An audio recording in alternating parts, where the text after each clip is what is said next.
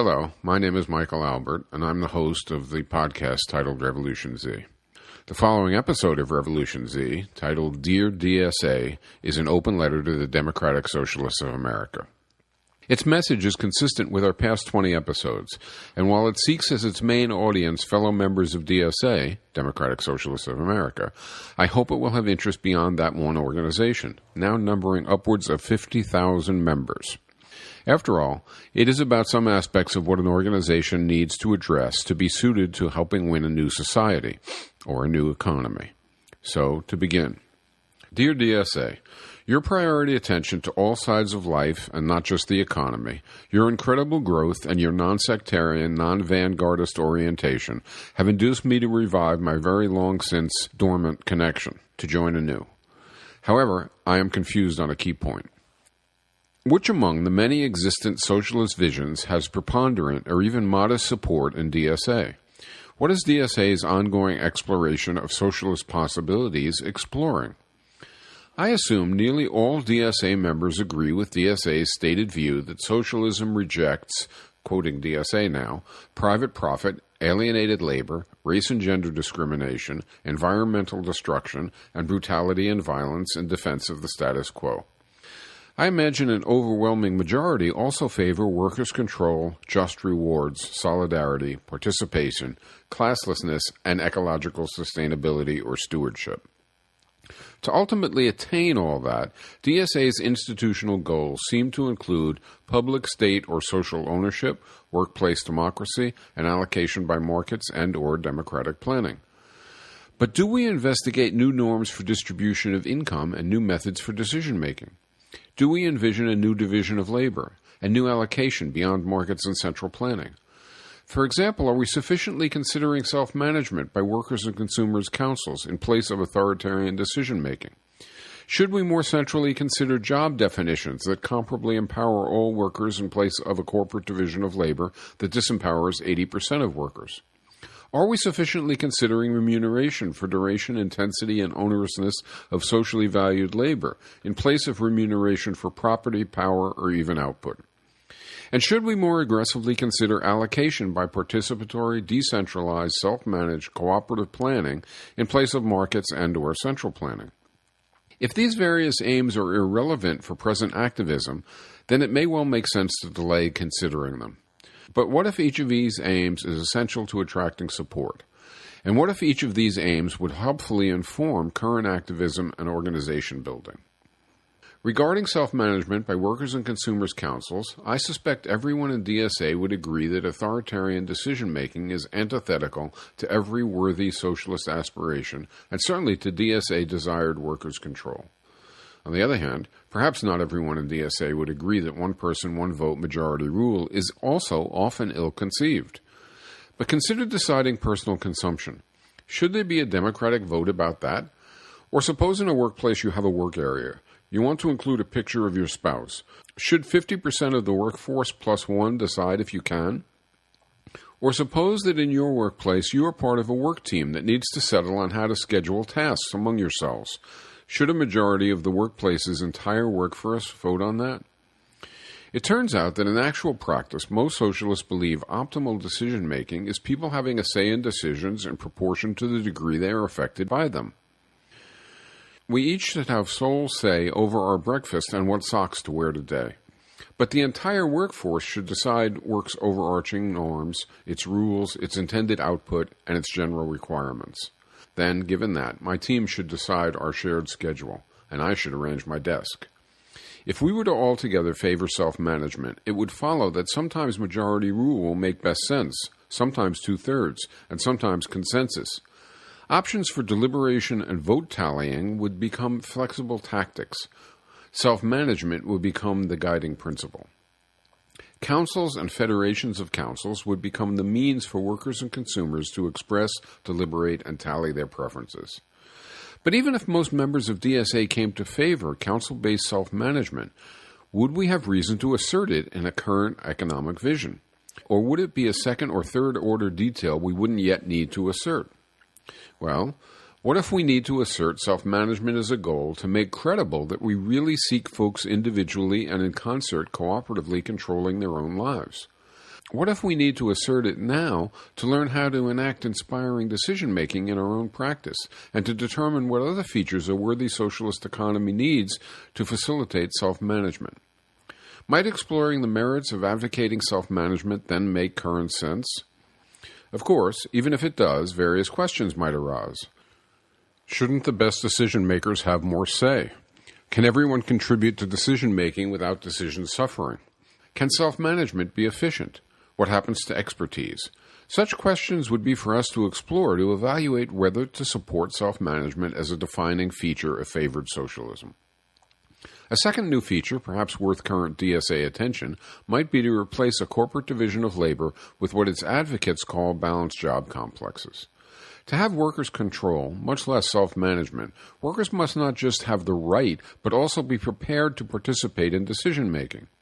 In light of that, consider the current familiar division of labor. It is typically called an unavoidable means to get work done. After all, we can't each do everything, so we must apportion a limited number of tasks into each job such that in some, everything gets done. But what if the currently taken for granted corporate division of labor is grossly antithetical to self-management, just rewards, solidarity, and classlessness? What if the corporate division of labor apportioned tasks so that 20% of jobs include mainly tasks that increase employees' skills, knowledge of workplace relations, connections with other employees, confidence, and readiness to participate in deciding outcomes? And what if the other 80% includes tasks that stultify employees' skills, delimit their knowledge of workplace relations, fragment each worker from the rest, and reduce their confidence and readiness to participate in deciding outcomes? In other words, what if by segregating empowering and disempowering tasks, the corporate division of labor establishes a class division between an empowered coordinator class and a disempowered working class? And what if retaining a corporate division of labor, even while getting rid of private ownership, elevates the coordinator class to rule? If so, then the corporate division of labor intrinsically extinguishes self-management. It violates just rewards, and it destroys solidarity. It prepares and equips coordinator class employees to set agendas and determine policies. It delimits and denies working class employees to obey. But could a new economy do better? It could, but only if it solves the underlying problem, which is the contrary preparedness and inclinations of coordinator class and working class employees as they are schooled by the corporate division of labor.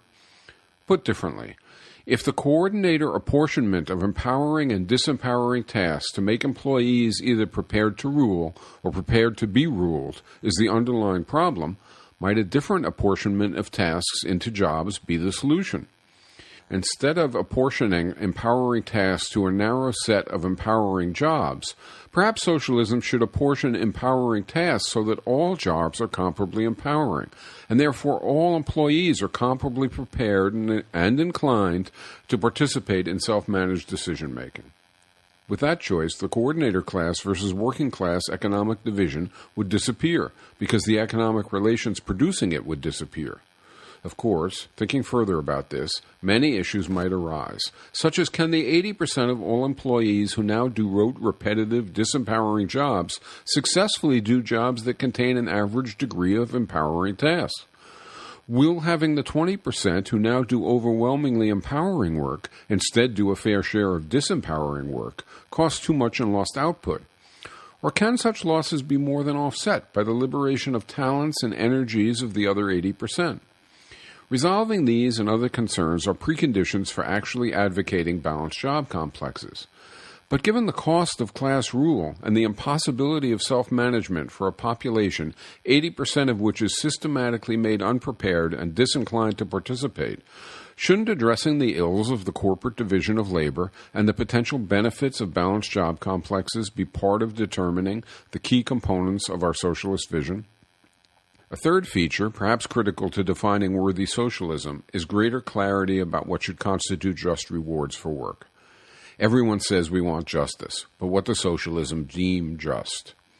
To be worthy, an approach should certainly emphasize that to reward property produces class rule and gargantuan income differentials. But perhaps to be worthy, an approach should also emphasize that to reward market bargaining power establishes a thuggish basis for interpersonal relations and destroys solidarity. more, because power conveys income, and income conveys more power, rewarding market bargaining power leads to endlessly growing disparities. Perhaps a new approach should also question rewarding output per se. After all, inborn talents, capacities, learned skills, available tools, and even qualities of workmates affect output. But why should being born with genes yielding exceptional strength, speed, voice, or mind be rewarded with wealth in addition to the luck of being gifted? Why should learned skills be rewarded beyond earning normal income for time spent learning? Why should happening to work in an industry where you get to use highly productive equipment, or where you happen to work with highly productive mates, be rewarded? Perhaps a new approach should note that these forms of reward each generate injustice, not equity. Perhaps a new approach should say it is just, reasonable, and ethically sound that a person receive more income for working longer, for working harder, or for working under worse conditions, so long as the person's work contributes to desired output. I should not get income for doing something I am so ill-equipped for that my doing it doesn't contribute to socially valued output. But if I do more of something that is socially valued, and I do not waste time, energy, and resources in the process, perhaps I should get more income. And if I suffer harsh conditions to get it done, again, perhaps I should get more income. With this equitable remuneration, folks would get an average income for average duration, intensity, and onerousness of work. Folks could then earn more than average consumption by arranging with their workplace council to work longer or harder or to endure some worse conditions. Folks could enjoy more leisure than average by arranging to work fewer hours to receive less income. People would control their own leisure labor trade-off. Property, power, skills, and even output would not affect income. We might agree that such an approach would be equitable and practical. We might agree that it would provide an incentive to do socially valued work for as long and as hard and, when needed, enduring harsher than average conditions as we wish to attain desired consumption. We might agree that it would not reward what people have no say over, such as their genetic endowment or their access to good tools. But even so, in considering whether to advocate equitable remuneration, many issues might arise, such as would people still become doctors when doctors earn like everyone else? Would there be ways to game the system? Would people exert sufficiently without the threat of poverty to avoid? Could incentives to improve tools, skills, and work conditions all arise collectively without sacrificing personal well-being or equity? Resolving these and other concerns would be preconditions for advocating equitable remuneration. But given the cost of inequities in society, and therefore the cost of rewarding property output or power, shouldn't addressing the potential benefits of equitable remuneration be part of determining the key elements of a worthy socialist vision? A fourth feature, perhaps needing greater attention, is clarity about what means of allocation would subvert DSA aims, and about what means would advance DSA aims, and therefore about what means would be suitable for any worthy socialism. Despite that most economists label markets neutral, and despite that many socialists at least abide and think inevitable either markets or central planning, a contrary participatory claim is that by its very definition and intent, central planning quite obviously violates self-management, subverts equity, and imposes coordinator class rule. And markets are arguably even worse, because even without owners, markets remunerate bargaining power, create a rat race in which nice folks finish last, destroy self-management by supporting coordinator class dominance, foster competitive dumping and gouging, and bury sustainability among mountains of garbage and clouds of climate-destroying pollution. One can easily demonstrate all this with endless evidence and logical analysis, but is that really necessary for folks in DSA? I suspect we all know that these two typically championed modes of allocation are each rotten to the core. I suspect we don't openly reject them and aggressively pursue alternatives to them only because we feel there is no alternative, so we need to make the best of an unavoidable situation. The thing is, there is an alternative, participatory planning in place of markets and central planning. Perhaps this is already what DSA favors when it suggests democratic planning. In any case, the idea is simple, though the details get somewhat complex. In participatory planning, workers and consumers' councils and federations of councils would make known their desires, react to the cumulative desires of others, and do it again and again, collectively arriving at a plan by cooperatively negotiating outcomes. And this decentralized, self-managed planning would occur in context of and furthering other defining elements of a worthy socialism. Of course, the means of using various techniques to average requests over large constituencies, the means to make midstream corrections, and the means to assess direct and indirect effects to arrive at prices and parallel qualitative information able to guide choices into mutual accord are beyond the reach of an open letter. But they have been widely explored in longer presentations. But here's the thing. Suppose we were looking at an endless future of more and more oil extraction, or more and more coal burning, or both together.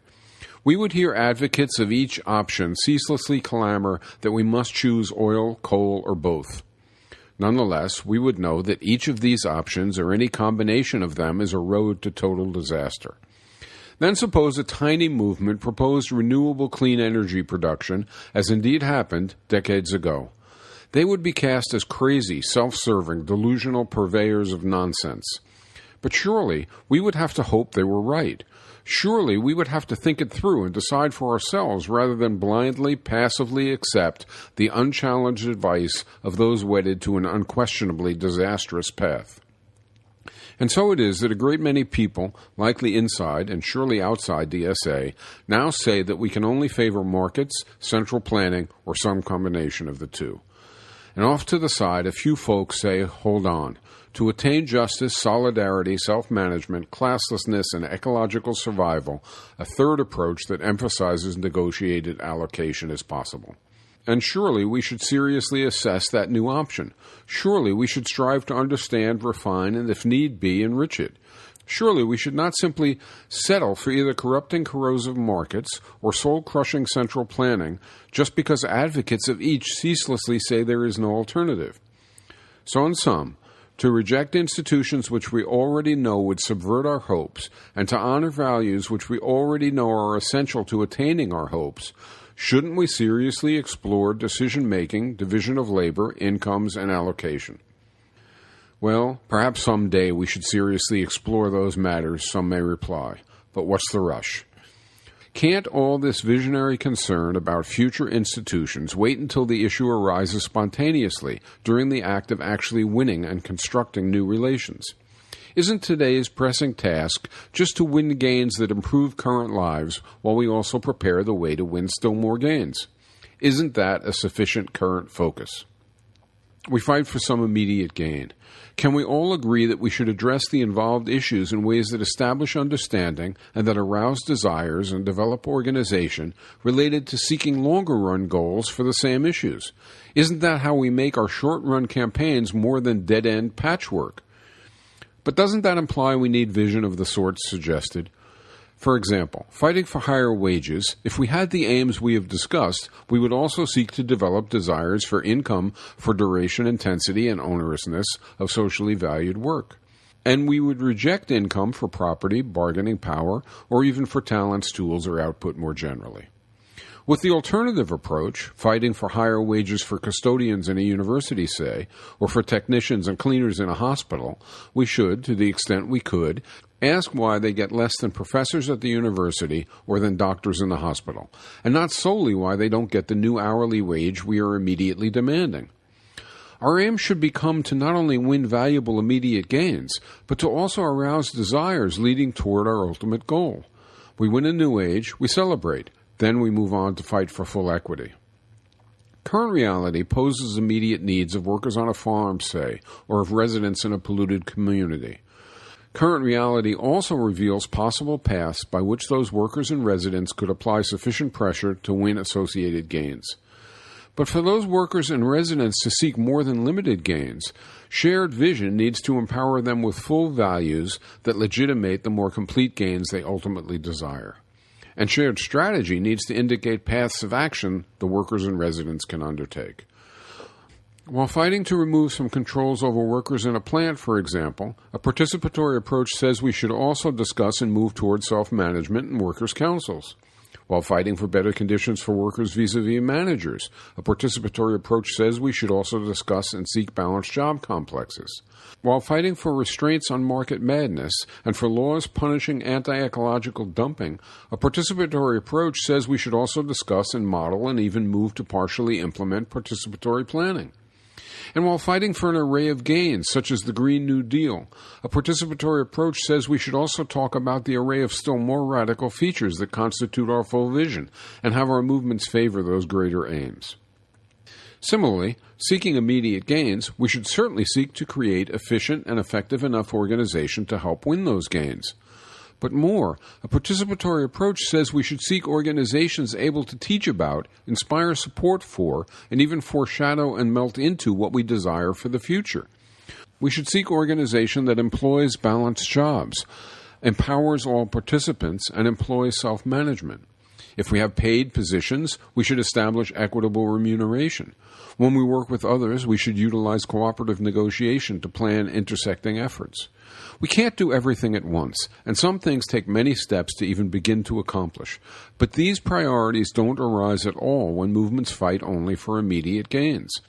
They don't arise at all, either, when movements fight only for something they call socialism, which, however, includes no reference to worker self-management, balanced job complexes, equitable remuneration, or participatory planning. Consider a socialist media project or electoral organization. For the media project to be participatory, there should be no owner-publisher or chief fundraiser who calls the shots. Beyond that, there should also be no few empowered workers who dominate the rest. There should be equitable remuneration and self-managed decision-making, and in the electoral organization, the same should hold. In both cases, our aim for this approach would be to test favored new structures that can remove from the media or electoral work exploitative and authoritarian relations that sap creativity, and that can stand as a model for what might happen in the future. Our aim would also be to avoid internal class relations and to correct that in left media the issue of coordinator-worker relations gets virtually no treatment, and in left electoral work many working-class grievances and desires are ignored or even ridiculed.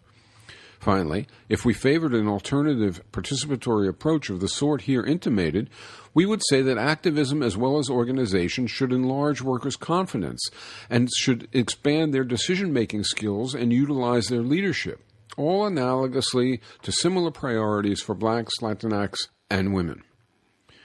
When possible, this might entail providing services like daycare and transport.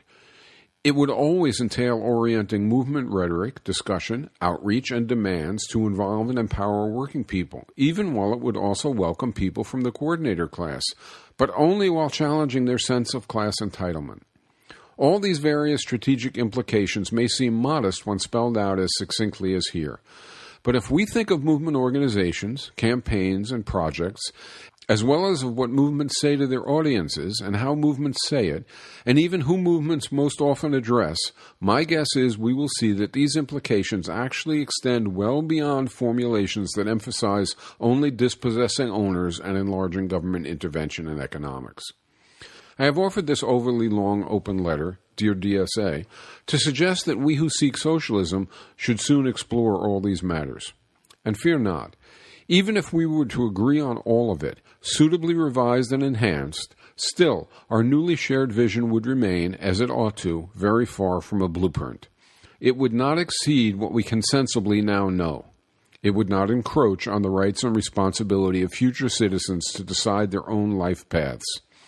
Instead, our explorations, and whatever agreements might emerge from them, would not violate, but would instead move a little further toward ensuring that those future rights and responsibilities exist for all. And so finally, this is Michael Albert, signing off for Revolution Z. Until next episode.